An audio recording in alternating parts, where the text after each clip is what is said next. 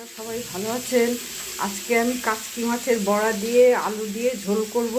এই বড়া আগে থেকে আমি ভেজে রেখেছিলাম আগের দিন। কাচকি মাছের বড়া বিভিন্ন মশলা, তারপরে চালের গুঁড়ো, বেসন এসব দিয়ে মাখিয়ে বড়া করে রেখে দিয়েছিলাম।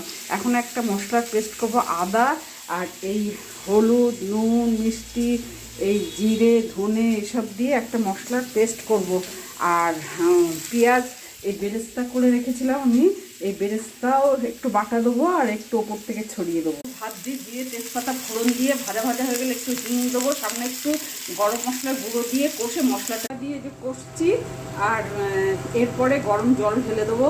তারপরে জলটা ফুটে উঠলে আলু সেদ্ধ হয়ে গেলে বড়াটা দেবো। জায়গাড়ি দিয়েছি, এই যে জায়গাড়ি, আর এই বড়াগুলো এবার আলু সেদ্ধ হয়ে গেছে, বড়াগুলো এবার ঢেলে দেবো। দিলাম তড়কা দেবো, তেল গরম করে এটা ভালো করে হিট করে নিয়েছি, তারপরে গ্যাস অফ করে দিয়েছি। তারপরে এই গরম মশলা কাশ্মীরি লঙ্কার ঝোল কমপ্লিট হয়ে